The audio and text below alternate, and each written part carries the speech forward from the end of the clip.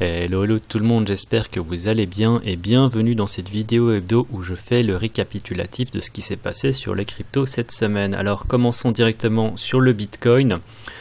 Depuis la semaine passée, véritablement grosse chute avec le petit rebond ici sur lequel on était, et suite à la cassure de cette résistance, j'avais indiqué qu'on pouvait éventuellement monter jusqu'au 8006, ce qu'on a fait, et j'avais été un peu optimiste, j'avais indiqué que si on arrivait au 8006, on pouvait éventuellement aller chercher les 8008, alors que pas du tout, on est directement venu rechuter. Alors en ce moment, on se situe au 7500 plus ou moins, et on va dire que ça ne sent pas bon pour le Bitcoin. Pour le moment, on peut voir que sur le RSI, on arrive bientôt au niveau 30 du RSI.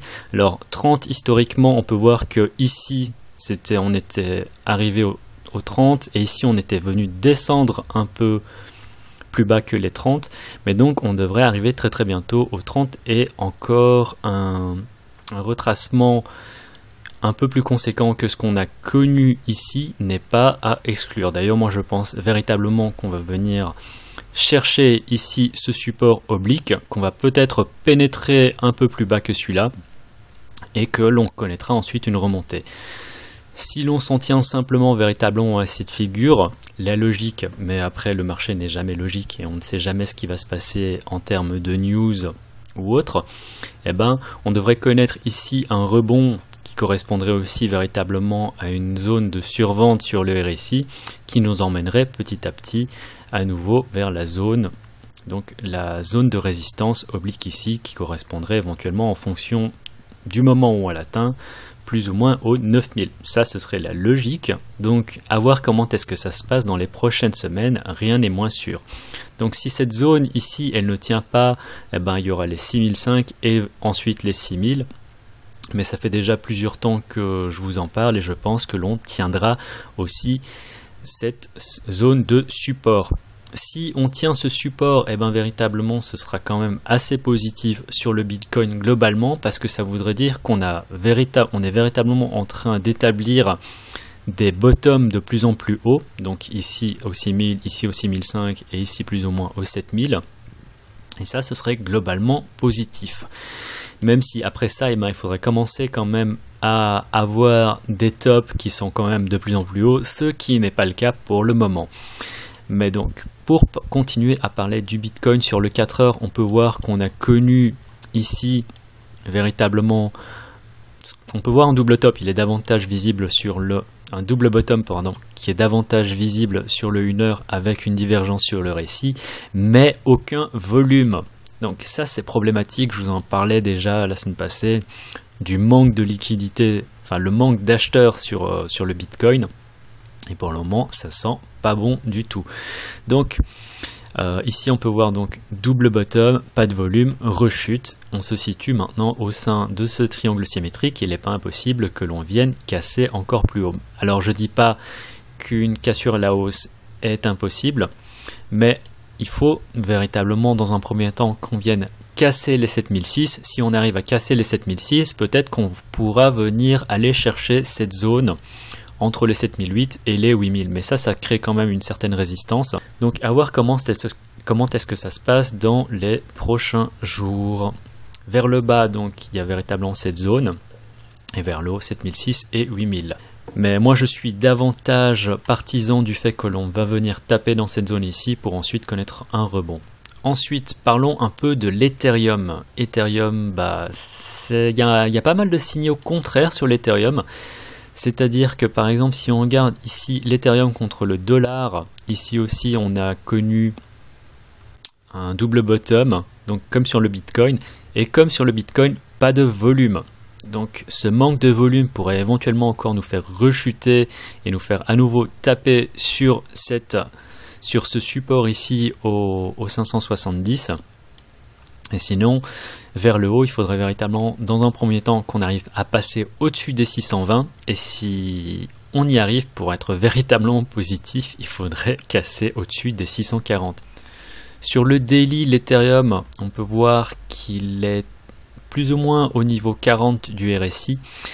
40 c'est une zone un peu charnière, c'est-à-dire que tant que l'on reste au-dessus des 40, je pense qu'il y a encore pas mal de possibilités pour que l'on reste bullish. Lorsqu'on descend en dessous de ça, véritablement, c'est un indicateur supplémentaire de faiblesse et il faut véritablement pas rentrer sur ce genre de crypto. Donc Ethereum, il y a des signaux de faiblesse, même si sur l'Ethereum contre le BTC, comme on peut voir ici, on a quand même connu un bon rebond et on est revenu aux anciens. Donc ici, la clôture en daily, donc l'ouverture s'est fait ici, la clôture s'est fait là, et au bout de 2 jours, on est déjà revenu au même niveau. Ceci dit, même si ça c'est assez fort, et si on regarde sur le 4 heures, on peut voir que le double bottom ici, véritablement, qui a des cols, donc double creux, on est venu remonter de la hauteur plus ou moins de la ligne du coup jusqu'au sommet, on est venu remonter, mais tant qu'on ne casse pas au-dessus de cette zone au 811 000, eh ben, je ne pense pas que ce soit intéressant de prendre position sur l'Ethereum, surtout que là, c'est pas impossible qu'on vienne à nouveau chuter vers le bas. Après, si on arrive à remonter au-dessus de ça, eh ben, ce serait véritablement positif. On peut voir sur le 4 heures cette zone de résistance ici au 812 000.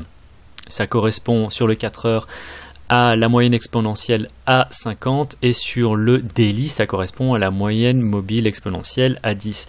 Donc si on arrive à passer au-dessus de ça et à clôturer au-dessus de ça, et ben peut-être qu'on pourra éventuellement reconsidérer l'Ethereum comme étant intéressant. Mais véritablement en dehors de ça, je trouve qu'il y a quand même pas mal de signaux de faiblesse et peut-être qu'il va y avoir une rotation et que le Bitcoin, l'Ethereum contre le Bitcoin et contre l'USD va connaître une chute. Donc restez toujours assez prudent sur l'Ethereum et de toute façon que ce soit l'Ethereum, le Bitcoin ou le Litecoin, pour le moment sur le marché il n'y a pas grand chose à faire.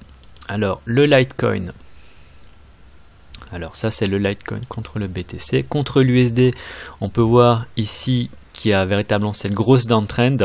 Alors Litecoin, ça ressemble même pas à un triangle symétrique, ça ressemble davantage à un triangle descendant. Alors les triangles descendants ont davantage une propension à casser vers le bas, donc il faudra voir comment est-ce que ça se passe.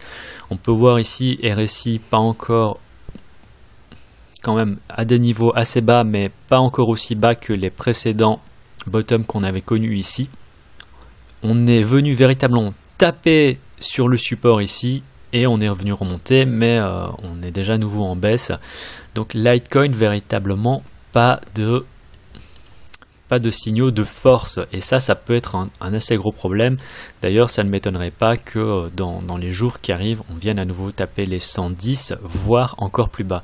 Là, on pourrait véritablement tracer une zone donc, qui se situerait entre les 112 on va dire et 107, et si on vient casser en dessous de ça, ben un Litecoin à moins de 100 $ n'est pas à exclure, et peut-être qu'on viendrait avoir un Litecoin qui irait chercher les 93. Donc à voir.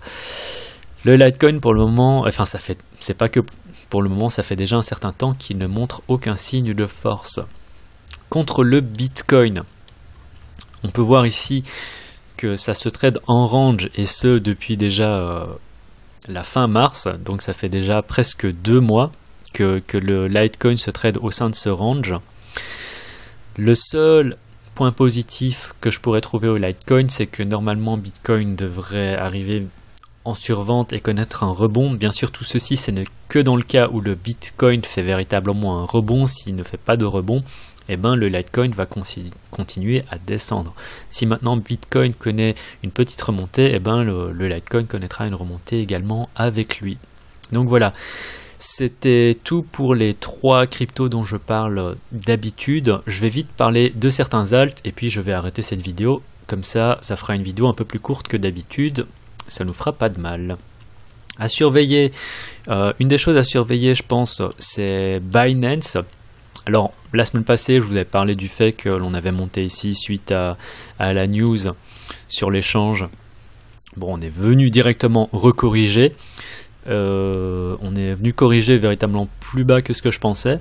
Mais bon, voilà, le marché est en baisse aussi. Ceci dit, ce qui m'intéresse, c'est davantage la formation de ce qui se passe donc sur Binance Coin contre le Bitcoin. Donc depuis Depuis la cassure du Binance, ici on peut voir qu'il y avait cette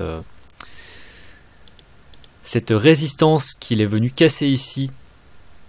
Et ben il a quand même, donc cette résistance est devenue support et il a réussi à tenir le support ici.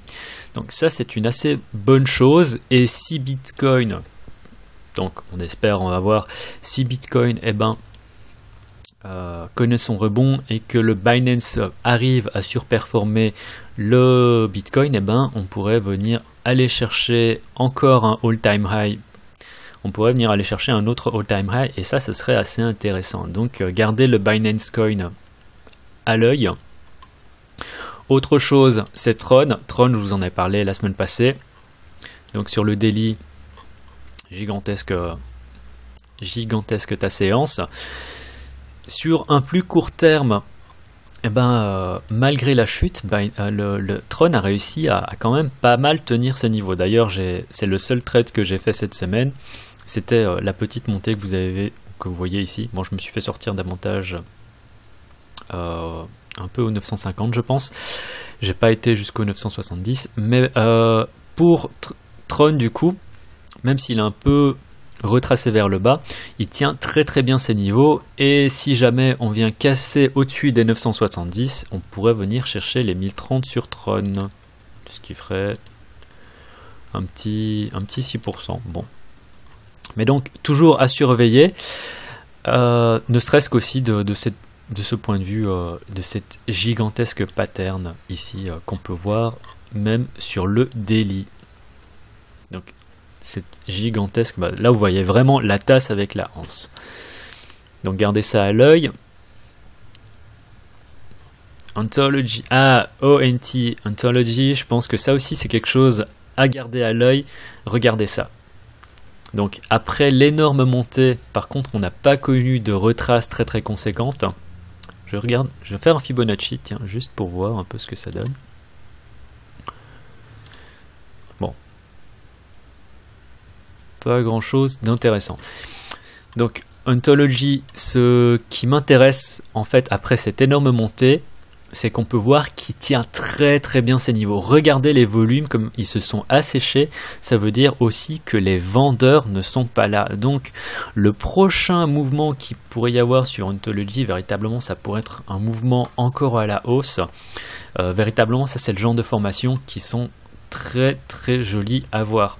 Donc aucun volume sur des plus hauts, ça c'est très très positif. Donc gardez ça à l'œil aussi, Ontology.